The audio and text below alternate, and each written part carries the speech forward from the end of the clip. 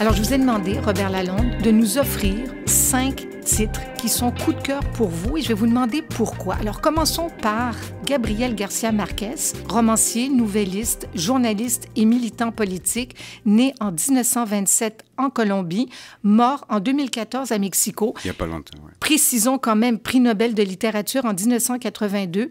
Et parmi toute sa production, vous avez choisi peut-être son chef-d'œuvre, Cent ans de solitude, publié en 67. Pourquoi ce titre-là en particulier? Mais parce que c'est un pari impossible et entièrement réussi. Gabriel Garcia Marquez raconte, modestement, je dois dire que j'ai eu l'occasion de le rencontrer et de parler avec lui. Oh là là! Une fois, oui. J'étais tellement intimidé que je balbutiais, mais en tout cas... Mais il m'a raconté qu'il avait toute son histoire en tête. Il embêtait énormément ses camarades avec cette histoire-là parce qu'il disait, mais oui, mais Gabriel, tu en parles beaucoup, mais ça n'a pas l'air que tu l'écris vraiment. Il avait plein de pages, puis il savait plus quoi faire, puis finalement, il a carrément lancé son manuscrit dans les airs, et puis il a ramassé la première page qui sur le plancher, qui disait, c'est ce jour-là que José Arcadio Buendia a fait connaissance avec la glace. Oh! Je vais raconter une histoire d'amnésie, aussi bien commencer par là, ne pas mettre ça en contexte, ne pas expliquer au lecteur que ce sera un village qui est dans l'oubli et oublié du reste du monde, mais les mettre tels qu'ils sont. On va même compliquer les choses, on va même leur donner le même nom à tout le monde. Et tout. C'est un pari extrêmement complexe dont il était sûr un coup parce qu'il était content, parce que quand on fait ça, quand on écrit, on est content parce qu'on a trouvé quelque chose. On a l'impression qu'on tient quelque chose. Mais maintenant, on se dit, il n'y a personne qui va me comprendre, c'est une affaire impossible, voyons donc. Et c'est devenu quand même le chef de file de tout un courant littéraire qui s'appelle le réalisme magique, dont maintenant les Sud-Américains en ont marre d'entendre parler de ça, mais c'est insurpassable. C'est quelque chose d'inqualifiable. C'est encore, je sais pas combien de millions d'exemplaires par année. 30 millions d'exemplaires vendus depuis la publication. Voilà. D'un livre impossible, d'un livre apparemment improbable, et tout le monde lui disait on va le faire, parce que oui, il y a des beaux moments. Mais il a transcendé même le jugement par avance qu'on pouvait faire sur ce genre de livre. Non, c'est magistral. Puis je sais pas combien d'exemplaires j'ai acheté parce qu'il m'en reste un, mais j'en ai acheté pour en donner à plein de monde.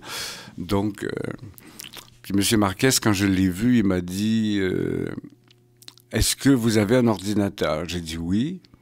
Il m'a dit, est-ce que vos amis en ont? J'ai dit, pas tous. Ben, il dit, IBM, parce que j'ai le prix Nobel, m'a envoyé 30 ordinateurs. Je ne sais pas quoi en faire. Voulez-vous me donner une liste de gens que vous connaissez qui n'en ont pas, que je leur achemine? Ça a été le début de notre conversation. Mais pour vrai? Oui. Et est-ce qu'il a fait suite? Il a fait suite. Il a envoyé ça à toutes les adresses que je lui ai données. Et dans du même coup, je lui ai dit, je suis bien content parce que j'en suis débarrassé. Que je vais faire avec ces 30 ordinateurs qui sont dans mon bureau? J'ai jamais entendu quelque chose. C'est la première chose qu'il m'a dit. Ça a mis la table d'emblée pour qu'on ait une conversation. C'est super intéressant. Avec Gabriel Oui, par hasard, Marquez. complètement par hasard. J'ai travaillé sur un jury littéraire qui s'appelait le Prix de l'Union latine à Rome, où il y avait son secrétaire qui était sur le jury. Et lui m'a dit, il vient à la maison, et puis à la maison, qui était là? Gabriel. Je dis, il me l'a dit juste avant, pendant que je montais l'escalier. J'ai fait, écoute, je serais jamais capable je pourrais pas lui adresser la parole. Tu aurais dû me prévenir, je suis pas prêt. Mais ça a été à bordon rompu, comme c'est souvent le cas. Alors, ce livre-là, en plus des 30 millions d'exemplaires vendus, traduit dans une trentaine de langues, il fait partie des 100 meilleurs livres de tous les temps. Ah oui, c'est probablement, oui. Ça demande au lecteur un effort. Oui, il faut s'accrocher, mais une fois qu'on est dedans, alors là, on l'offre, ce livre-là, en cadeau. Oui. Deuxième auteur, une femme, Colette. Oui. Qui ne connaît pas Colette, romancière, journaliste, comédienne, née en 1873, j'espère prononcer correctement, à Saint-Sauveur-en-Puisaye, morte le 3 août 1954 à Paris. Alors, parmi toute son œuvre, vous avez choisi un essai, Le pur et l'impur. Son plus beau livre. Colette disait, si un jour on s'apercevra que c'est là mon meilleur livre, je crois qu'elle avait raison, c'est le plus beau livre qu'elle ait fait, bien que tous les livres qu'elle a écrits sont beaux. Voilà, une leçon, je crois, de la meilleure façon possible dans toute l'histoire, à mon point de vue, de la littérature française, d'écrire la langue française, à mon point de vue. Mais c'est ce côté, dans Le pur et l'impur, Colette évoque bien avant l'âge d'aujourd'hui où on parle de droit à la différence, de différenciation des diverses sexualités, etc., elle évoque un certain nombre de relations qu'elle a eues, de gens qu'elle a connus, et qui ont, avec la sexualité, l'amour et le désir, un rapport extrêmement ambigu, équivoque, ambivalent, d'une fracassante modernité. Je sais pas, je suis sur le point de pouvoir un jour réciter ce livre par cœur d'un bout à l'autre, tellement je l'ai lu. J'ai dû le lire, je sais pas, au moins une trentaine de fois. Toujours avec le même éblouissement de me rendre compte à quel point on a une morale étriquée, de façon générale, à quel point il y a une ouverture, à quel point elle compose avec l'ambiguïté, à quel point aussi elle aime et met en scène des personnages qui pourraient être considérés par des excentriques ou des farfelus, dans l'intimité desquels on pénètre d'emblée. C'est un livre absolument merveilleux. Je l'ai, là aussi, il faut un peu s'accrocher parce qu'elle écrit, Colette... Je me souviens de sa correspondance avec Simenon. Simenon et elle sont à l'opposé complètement. Simenon écrivait à Colette en disant « Mais c'est formidable, j'aimerais écrire comme vous faites des phrases avec tellement de vocabulaire. » Et elle lui répondait « Mais non, moi j'aimerais écrire comme vous avec un sujet, un verbe et un complément. » Alors bon, on n'est jamais content de comment on écrit, mais c'est fabuleux, c'est un livre. Je ne savais pas que Simenon correspondait avec Colette. Oui, ils ont au début surtout. Mais ça Colette peut pas adorait Simenon, mais il n'y a rien d'étonnant en fait là-dedans. Ah non? Mais moi je trouve pas ça étonnant, non. Je sais pas, mon ami Albert Miller, comédien qui est mort récemment, me disait, un comédien prodigieux avec qui j'ai travaillé beaucoup, on était en coulisses avant de jouer la pièce, puis il fait « Non, moi, tu vois, j'aurais voulu être musicien. Je suis égaré dans le théâtre. Mon vrai rôle aurait été celui d'être chef d'orchestre. J'ai passion pour la musique au-delà de tout. Le théâtre, c'est vraiment un peu secondaire. » Je suis jamais étonné de me rendre compte de, comment dire, du désir d'être autre chose que ce qu'on est, que même des artistes de grand talent ont encore, malgré toute la réussite qu'il y a derrière eux. Tu vois, moi, j'aurais beaucoup aimé être chanteur, et puis à part ma salle de bain, personne n'est témoin du talent énorme que j'ai pour la musique. C'est justement ce que j'allais vous demander, une petite prestation. Alors, troisième auteur, ça a l'air de vous enchanter, Gabriel Leroy, avec La détresse et l'enchantement, son autobiographie publiée à titre posthume en 1984, puisqu'elle est morte en 83. C'est une écrivaine franco-canadienne, née le 22 mars 1909 à Saint-Boniface, au Manitoba, et elle est morte à Québec. On en parle du Manitoba. C'est fabuleux comme livre, c'est extraordinaire. Je ne sais pas quoi dire, je vous laisse la parole. Il n'y a rien à dire d'autre que, en plus, Gabriel a cette façon de parler des choses complexes avec beaucoup de simplicité, ce qui est un tour de force pour moi, parce qu'elle va dans les labyrinthes, je dirais même les abîmes du cœur humain parfois, en grande profondeur, mais jamais il n'y a jamais d'esbrouf, il n'y a jamais de mise en scène de ça, c'est dit comme c'est, elle a une langue absolument extraordinaire. Son parcours est extraordinaire aussi. Évidemment, moi, ça me touche aussi parce qu'elle a voulu faire du théâtre, après ça, elle a dû renoncer au théâtre, elle a commencé à écrire, elle avait l'impression qu'elle n'avait pas d'affaires là-dedans, l'écriture, elle a renoncé à son village, au Manitoba, pour s'installer à Montréal, pendant lequel moment elle a écrit Bonheur d'occasion, dont elle se disait personne ne va lire ça, il faut que je retourne dans mon pays. Etc. Le sentiment d'être, comme je pense tout écrivain ressent ça par moments, exilé un peu là où on se trouve. Elle en parle si bien des complexités du cœur humain, du rapport avec sa famille. Il y a une histoire d'amour extraordinaire avec un jeune Anglais au milieu du livre, pendant son séjour en Angleterre, qui est une des plus belles histoires d'amour jamais racontées, à mon point de vue. On l'accompagne, on a envie d'être avec elle. Marie-Thérèse Fortin en a fait une version sur la scène il y a l'année passée, qui continue, je pense, d'être joué, et qui, même si on est aujourd'hui et non pas en 1960 ou 50, passe encore la rampe infiniment. C'est une humanité tellement forte. Mais quelqu'un qui n'aurait jamais lu Gabriel Leroy, Robert Lalonde, est-ce qu'on devrait commencer par ce livre-là, puisque ça campe Moi, je dirais que oui. Oui. D'abord, on a automatiquement envie de lire tout le reste après. Elle en parle aussi, elle évoque les livres qu'elle a faits. Ensuite, tomber dans Rue des Chambeaux, La petite poule d'eau, ou les autres bouquins, Moi, j'ai procédé comme ça. Beaucoup de ses derniers livres ont ce même ton que La détresse et l'enchantement aussi. Pensons à Ces enfants de ma vie, c'est une façon qu'elle a de raconter ses périodes d'institutrice dans les petits villages de l'Ouest. C'est extraordinaire, son amour des enfants. Et ça reste une personne et un auteur extrêmement personnel, qui a fait école aussi en même temps. Beaucoup de gens se sont appuyés sur son travail pour écrire, mais qui parle assez bien, et moi, ça me touche toujours beaucoup, du doute continuel qu'elle a, du travail qu'elle fait, qui est un travail immatériel, inclassable, qui la met dans une grande solitude par moments, et pourtant, ce qu'elle dit, écrire nous rend proche d'un certain infini, d'une certaine... mais nous éloigne parfois du réel, parce qu'on est enfermé là dans un bureau à travailler, et on a toujours la nostalgie de la vie qu'on pourrait mener si on s'épivardait au lieu de rester concentré sur notre cahier. Elle en parle admirablement. Donc, je ne connais personne qui n'a pas traversé ce livre d'un bout à l'autre d'un coup que je leur en ai parlé. C'est vraiment irrésistible. De toute façon, c'est une auteure qu'on lira encore pendant des années. Oui. Elle est intemporelle. Alors, mea culpa, pour votre 4e choix, Annie Dillard, une romancière, poétesse et essayiste américaine, née le 30 avril 1945 à Pittsburgh, en Pennsylvanie. C'est la seule auteure vivante de vos 5 choix.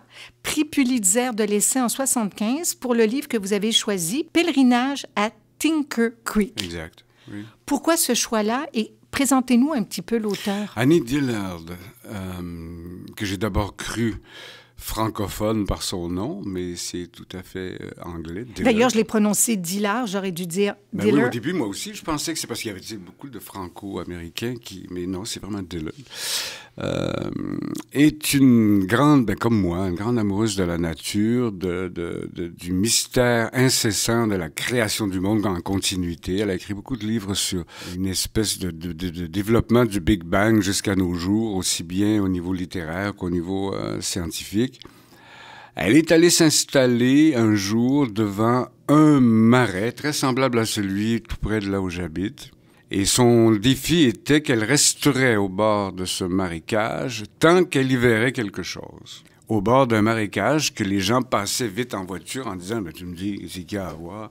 Tu sais, il y a beaucoup de gens, moi, qui me disent...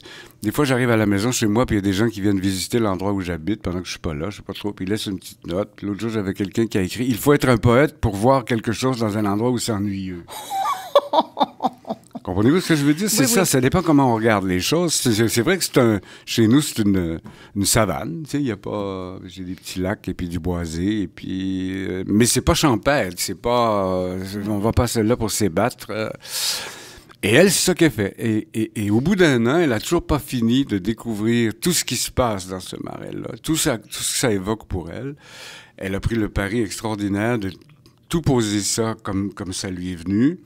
En plus, ensuite, elle s'est amenée à Pittsburgh où elle habitait. Elle a monté dans sa chambre pour écrire où il n'y a absolument rien, même pas une fenêtre. C'est noir, noir, noir, sauf une petite lampe à travailler. Et voir qu'est-ce qu'elle se souvient, qu'est-ce qu'elle peut encore évoquer sans être devant le marais, de tout ce qu'elle a vécu cette année-là. Et ça donne un livre sur une complicité Évidemment, c'est une écrivaine dans la lignée de Thoreau, de tous les grands nature writers américains. Mais je sais pas, c'est tellement foisonnant, c'est tellement riche, c'est tellement évocateur. Il y a beaucoup de gens à qui j'ai prêté ce livre qui me disent « Mais moi, je ne vois rien. Cette femme me fait me rendre compte que je ne vois pas les choses autour de moi. Je n'en ai qu'une idée. Je suis dans des concepts. Qu'est-ce que c'est qu'une neppe qui est en train d'avaler le cerveau d'un crapaud au bord d'un mer? Qu'est-ce que ça veut dire? C'est quoi la nature? C'est quoi la violence? C'est quoi... » Elle nous amène dans tous ces territoires-là. D'une façon...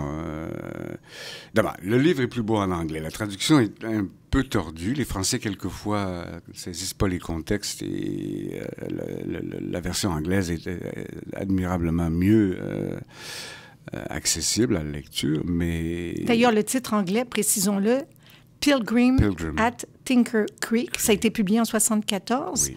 Mais j'ai rarement entendu dire qu'un tel exercice avait été fait sur une si longue période. C'est à peu près unique, je crois, dans ce que je connais, à part Thoreau, peut-être, avec Walden et tout, qui a passé au bord de son étang lui-même presque toute sa vie, et qui n'a jamais... l'écriture s'est jamais tarie de tout ce qu'il y découvrait, de tout ce qu'il y voyait. Annie Dillard est une remarquable illustration de la phrase de Flaubert qui dit « Pour qu'une chose soit intéressante, il suffit de la regarder longtemps ». Moi, je crois à ça. D'ailleurs, parlant de Flaubert, je suis très étonnée qu'il ne soit pas dans vos choix. Oui, cette liste est courte. Oui, c'est ça, étant donné que vous avez écrit vous-même Monsieur Bovary ou Mourir au théâtre, créé au TNM en 2001. Il aurait pu y avoir Marguerite Yourcenar aussi, avec Un jardin entouré de murailles, que vous avez publié en 2002. Mais votre dernier choix, Jean Giono, vous auriez pu nommer toute l'œuvre de Jean Giono, auteur français. Tout à fait, oui. 1895, né à Manosque, mort le 9 octobre 1970 dans la même ville, mais vous avez choisi, parmi tous ses livres, Le Chant du monde, publié en 1934. Oui. Celui-là est particulièrement cher pour moi, non seulement parce que le livre est magnifique et la langue est extraordinaire, mais c'est la personne qui m'a donné, je dis ça comme ça, parce que j'ai eu l'occasion d'aller à Manosque, d'aller dans la maison de Jean, par sa fille, avoir accès à tous ses papiers et tout, de passer un bon moment là, découvert un peu qu'on travaillait de la même façon, ce qui, je m'en doutais bien. Mais il m'a donné la permission d'écrire, si vous voulez, en mettant mes sens davantage en contribution que ma pensée ou ma façon de voir la vie.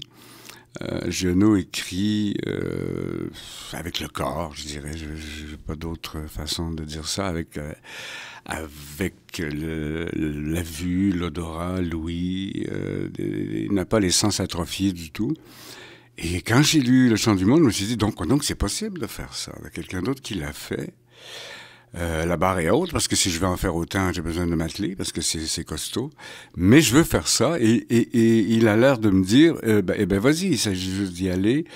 Le pire, c'est qu'on va te dire, ça m'est arrivé, on va ranger tes livres dans la catégorie, comme mon essai Le monde sur le flanc de la truite, dans les librairies, souvent, dans la catégorie chasse et pêche. Non.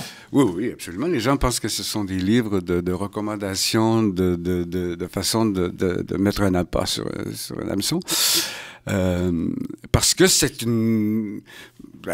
devient un peu à un moment donné une littérature inclassable. Donc, mais le nombre d'écrivains célèbres que je connais, même les Américains comme Henry Miller et tout ça, qui ont chanté, loué le travail de Giono, c'est incalculable maintenant. Mais ce sont des gens qui ont pris des risques au départ, qui sont plus des risques de poète, je dirais quasiment, que de romancier, parce que l'écriture de Giono est très poétique. C'est ça, d'être mené par le bout du nez, ou par le regard, ou par l'odorat, ou par...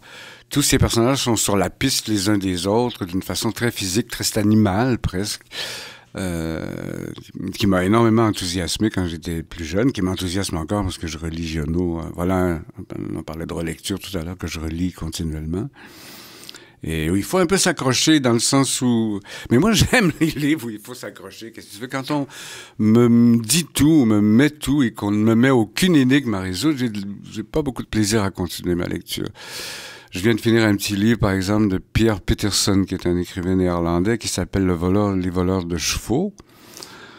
L'autre jour, on m'a demandé d'aller en parler à la radio. J'ai séché, parce qu'il n'y a rien à dire. Je veux dire, j'ai ces deux garçons qui essaient de voler des chevaux et n'y arrivent pas. Je veux dire, c'est ça, l'histoire. Ça dure 200 pages. Mais par leur relation entre eux dans le champ et entre eux quand ils essaient on a tout le fond de leur famille, tout ce qui se passe à l'intérieur d'eux, tout passe, je dirais presque en osmose des petits gars en question au lecteur, sans qu'ils soient jamais évoqués nettement, clairement.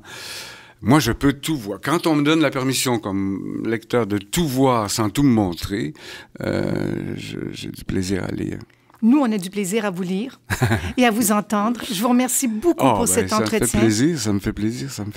Pas autant qu'à nous, mais en tout cas, comme vous avez un horaire très chargé cette année, on viendra vous voir au théâtre. Ouais. On continuera à vous lire et longue vie pour tous vos projets. C'est gentil, merci beaucoup. À très bientôt. À bientôt, merci.